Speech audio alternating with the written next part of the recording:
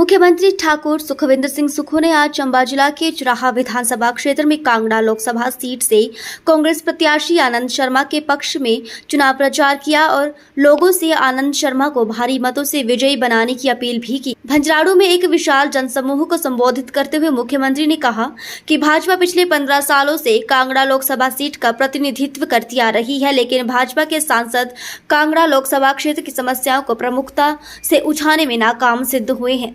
उन्होंने कहा कि इस बार कांग्रेस पार्टी ने दिग्गज नेता आनंद शर्मा को टिकट देकर उन्हें चुनावी मैदान में उतारा है। उन्होंने कहा कि आनंद शर्मा पहले भी हिमाचल प्रदेश के मुद्दों की पैरवी करते रहे हैं और लोकसभा सांसद के रूप में इस लोकसभा क्षेत्र की आवाज उन्होंने बुलंद की है। उन्होंने कहा कि आनंद शर्मा संसद में हिमाचल प्रदेश के हितों की मजबूती के साथ पैरवी करेंगे। ठाकुर सुखविंदर सिंह सुक्खू ने कहा कि इस बार का चुनाव देश और प्रदेश की आने वाली राजनीति को नई दिशा और दशा प्रदान करेगा। उन्होंने कहा कि कांग्रेस पार्टी के 6 विधायकों को भारतीय जनता पार्टी ने खरीदा है तथा ये चुनाव खरीद फरोख्त की राजनीति को करारा जवाब देने का चुनाव है। उन्होंने कहा कि प्रदेश की जनता इस बार बिकने वाले विधायकों के साथ खरीदार पार्टी को भी कड़ा सबक सिखाएगी। उन्होंने कहा कि प्रदेश के 3 निर्दलीय विधायक भी बिके हैं और दूसरी किश्त पाने के लिए अपना इस्तीफा स्वीकार कराने के लिए विधानसभा के बाहर प्रदर्शन कर रहे हैं। मुख्यमंत्री ने कहा कि कांग्रेस पार्टी के पास धनबल नहीं है और जनता की ताकत ही कांग्रेस पार्टी की ताकत है। उन्होंने कहा कि नेता प्रतिपक्ष जयराम ठाकुर का सिलाया कोर्ट दर्जी के पास ही रह जाएगा। उन्होंने कहा कि जयराम ठाकुर और भाजपा की हिमाचल प्रदेश सरकार बनाने की हसरतें अधूरी रह जाएगी। सोचा अब तो खत्म हो गया। 1 महीना के बाद होटल ललित है, कभी होटल ललित में जाए, फिर हमको पता लगे टीवी के माध्यम से कि आज वो हरिद्वार चले गए हैं। कुछ ने तो आपने पाप धोने हैं, कुछ को गंगा मैया ने बोला भी तुम्हारे पाप धोते धोते मैं भी मैली हो जाऊंगी, तुम चले ही जाओ यहां से। और चले गए वो ऋषिकेश में, वहां घूमते रहे। और 2 विधायकों के परिवार के लोग मेरे पास रोज दोपहर में आते, हमारी बातचीत चल रही, आ रहे। मैंने बोला आ रहे तो आ जाओ, नहीं आए। 1 महीने तक वो सरकार गिराने का षड्यंत्र रचते रहे। जो और विधायक थे उनको खरीदने की कोशिश करते रहे। मैं उन विधायकों का भी धन्यवाद करता हूं जिन्होंने अपना ईमान नहीं बेचा। और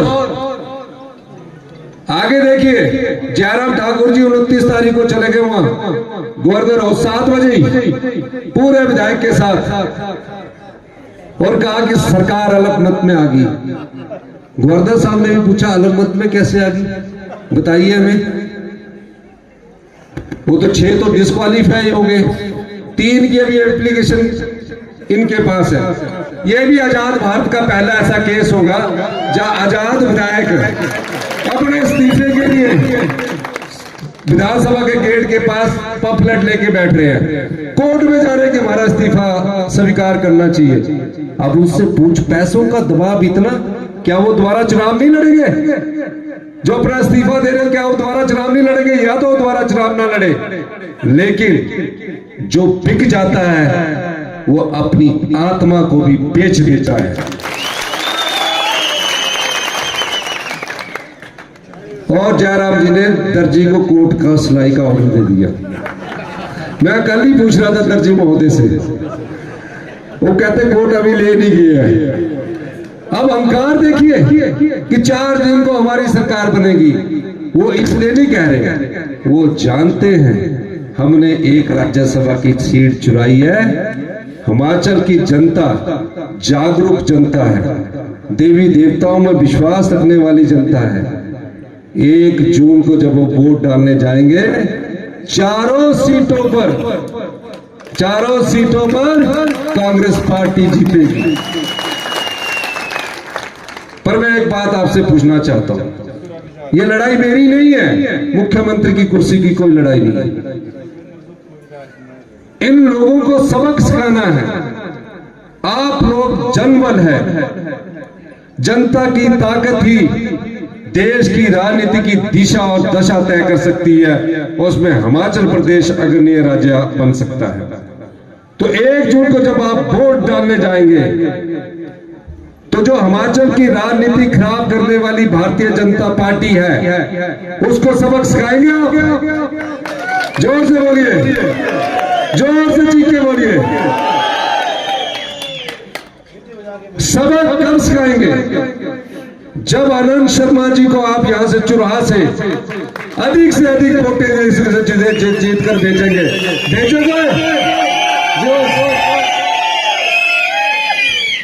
और मैं दावे के साथ कह सकता हूं 3.5 साल हमारी सरकार है। 3.5 साल में मेरी यशवंत खन्ना जी से भी बात हुई, भारद्वाज जी से भी बात हुई। मैं यहां दोबारा आऊंगा, जो काम बोलेंगे वो काम करेंगे। और आपको एक और बात बता दूं, आनंद शर्मा जी यहां से जब जीत कर जाएंगे, इनकी एक आवाज में विपक्षी दल के नेता भी और विपक्षी पार्टियां भी काम करती है। ये वो सांसद चुनकर नहीं जाएंगे जो कांगड़ा के सांसद यहां से आए हैं। वो कांगड़ा कोऑपरेटिव बैंक के चेयरमैन है। सुनने में आ रहा लोगों को मिलते नहीं थे जब चेयरमैन थे। ये तो वो सांसद है जहां हिमाचल के हकों की पैरवी ये पहले जब सांसद का चुनाव नहीं लड़ रहे थे तब भी करते थे। जब चुन कर जाएंगे तो इनकी आवाज बुलंद आवाज है जिसको देश सुनता है। हिमाचल के इतिहास में ऐसा कभी भी नहीं हुआ। कोई कल्पना भी नहीं कर सकता था कि हिमाचल के इतिहास में ऐसा होगा। जो लोग कांग्रेस पार्टी के हाथ के निशान पर चुनकर गए उन्होंने पार्टी के पीठ पर छुरा घोंपा और भारतीय जनता पार्टी के प्रत्याशी को 6 विधायकों ने वोट डाल दिया। वोट डाला कोई बात नहीं। जब वो वोट डालने के बाद भागकर हरियाणा के पंचकुला में गए, हमने सोचा मुझसे नाराजगी होगी तब वोट डाला होगा। पंचकुला हरियाणा सरकार के हॉलीडे इन में रुकते हैं। अगले दिन जब उनको हेलीकॉप्टर लेकर आते हैं, एक हेलीकॉप्टर आया विधानसभा के परिसर से ऊपर से उठता, दूसरा आया, भारतीय जनता पार्टी के विधायक उसमें बैठे, गाड़ी चलाई, विधानसभा का गेट तोड़ा। पता लगा सीआरपीएफ के पुलिस जवान विधानसभा के गेट पर आए। मैं बजट की तैयारी कर रहा था, अधिकारियों की बैठक ले रहा था, टीवी में चला कि मुख्यमंत्री जी ने इस्तीफा दे दिया। पहले तो हमने गौर नहीं किया। जब पूरे टीवी में चलने लगा, पूरे हिमाचल से फोन करना आने लगे, तो कई विधायक मेरे पास आए कि आप इसमें क्लैरिटी दो।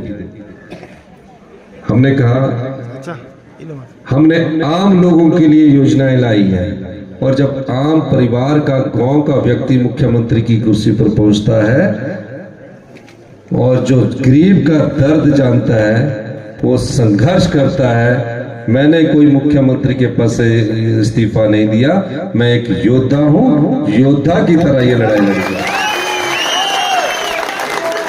और विडंबना देखिए अंत में ये बिके हुए लोगों को सबक सिखाना और बिकी हुई पार्टी को भी, जो खरीदने वाली पार्टी उसको भी सबक सिखाना है। जो पार्टी जनता की भावनाओं का सौदा करती है, जनता की भावनाओं का सौदा किस पार्टी ने किया बताइए? किस पार्टी ने किया? जोर से बोलिए। बीजेपी ने किया। जो नोट का सौदा बीजेपी ने किया, उसको आप सबक सिखाएंगे? मैं यही कहने आया हूं, और मैं दावे के साथ कह सकता हूं, हमारे पास धन बल नहीं है, बहुत बड़े धन वाली पार्टी है।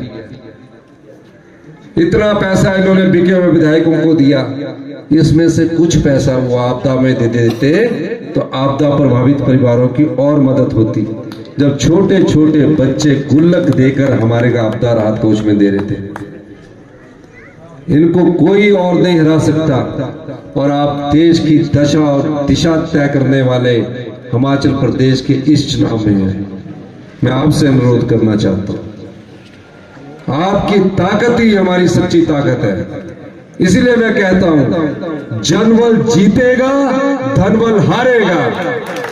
मेरे साथ बोलिए जनबल, जोर से बोलिए जनबल, धनबल, ऊपर से नहीं आ रही, जनबल, धनबल।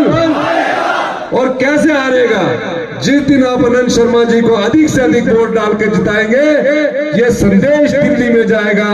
यही मैं कहना चाहता हूं। आनंद शर्मा जी के लिए आप सब लोग तालियां बजाकर इनका समर्थन कीजिए। बहुत बहुत धन्यवाद। जय जय भारत। क्या इतिहास को झुठलाया जा सकता है? मैं क्या दिलाना चाहता हूं आपके माध्यम से संदेश उनको भी है। भारत का सफर मई 2014 में शुरू नहीं हुआ। आजाद हिंदुस्तान का सफर 15 अगस्त 1947 को शुरू हुआ था, और उसके बाद जो देश बना वो सबने देखा है। हमारी सोच दूसरी रही, इसलिए हिंदुस्तान मजबूत रहा। कांग्रेस की सोच समावेशी है, पूरे देश के लोगों को, हर सूबे को, हर जमात को साथ लेके चलने की। चाहे कोई किसी जाति का हो, किसी इलाके का हो, कोई जबान बोलता हो, और कोई भी मजहब। आज जो दूसरी सोच है वो लकीरें खींच रही है, राज्यों के बीच में, जातियों के बीच में, इलाके के बीच में। ये खतरनाक बात है। आज भाषा के नाम पे और इलाके के नाम पे उत्तर भारत और दक्षिण भारत के बीच में एक गहरी लकीर खींच दी गई है, जिससे हिंदुस्तान, आपका और मेरा देश भारत कमजोर होगा। और एक बात कहूंगा, हम एक मजबूत देश छोड़ के गए थे, मजबूत इकोनॉमी थी। जब प्रधानमंत्री मनमोहन सिंह जी ने और हमारी सरकार ने, जिसमें मैं भी कैबिनेट मिनिस्टर था, हमने पद छोड़ा 2014 के चुनाव के बाद, भारत जिसको ये कमजोर कहते हैं, वो परमाणु शक्ति बन चुका था इंदिरा गांधी के समय। जब पोखरण में विस्फोट हुआ था, वही भारत जिसका अपमान करते हैं, उस समय के भारत का, वो अंतरिक्ष में जा चुका था। आर्यभट्ट कब गया था? 1974 में। अब दूसरे देशों के सैटेलाइट ऊपर पहुंचाते हैं। हमारी सरकार के समय चंद्रयान चंद्रमा पर चला गया था, तिरंगा चांद पर उतर चुका था।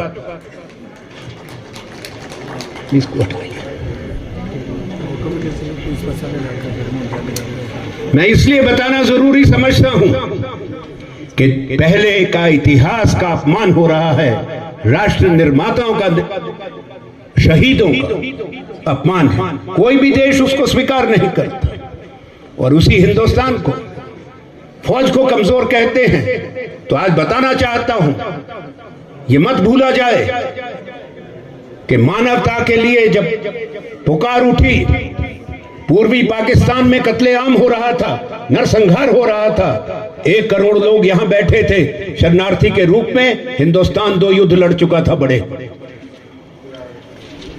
62 और 65 का अकाल पड़ा था भारत में। इंदिरा गांधी ने कहा दुनिया को, यह बर्दाश्त नहीं होगा, इसमें हस्तक्षेप करेंगे, वरना समझाइए। बड़े मुल्क नहीं माने। अमेरिका ने अपना बड़ा बेड़ा, 7th फ्लीट, 7वां जो उनका नेवी का बेड़ा था, वो बंगाल की खाड़ी में भेज दिया, जिसमें परमाणु शक्ति से लैस युद्धपोत थे। चीन ने अपनी फौज सीमा पर खड़ी कर दी कि हिंदुस्तान इसमें दखल ना दे। मानवता की पुकार पर भारत खड़ा हुआ। द्वितीय विश्व युद्ध के बाद सबसे बड़ी जीत हुई हिंदुस्तान की फौज की हुई। पाकिस्तान ने हथियार डाल दिए, 1 लाख युद्धबंदी आए, बांग्लादेश आजाद हुआ, मानवता की जीत हुई।